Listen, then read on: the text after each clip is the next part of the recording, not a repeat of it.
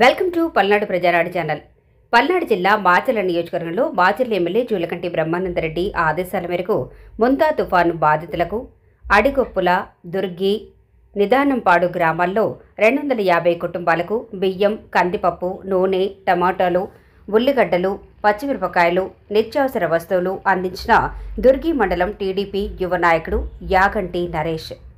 ఈ కార్యక్రమంలో ఆయన వెంట జక్కా కొండలు, సింగు నాగేశ్వరరావు, సూర్యకృష్ణ, కటకం రామారావు, వెల్లిదండి శ్రీను, షేక్ వలీ, రేవల్లి ఎల్లయ్య, నలబోతు రామయ్య, నలబోతు బ్రహ్మయ్య, చింతకాయల ఆదినారాయణ, కందుల విజయ్, పలువురు నాయకులు పాల్గొన్నారు.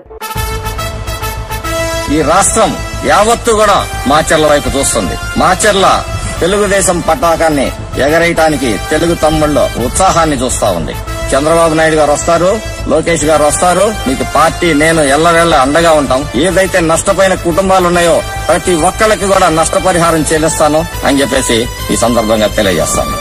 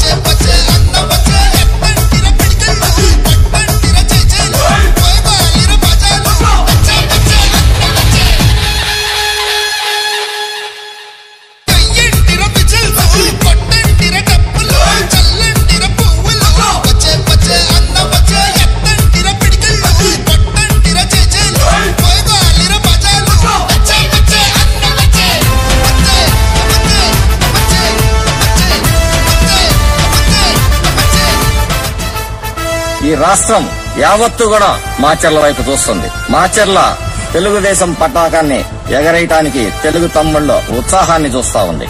చంద్రబాబు నాయుడు గారు వస్తారు, లోకేష్ గారు వస్తారు, మీకు పార్టీ నేను ఎల్లవేళ్ల అండగా ఉంటాం. ఏదైతే నష్టపోయిన కుటుంబాలు ఉన్నాయో ప్రతి ఒక్కళ్ళకి కూడా నష్టపరిహారం చెల్లిస్తాను అని చెప్పేసి ఈ సందర్భంగా తెలియజేస్తాను.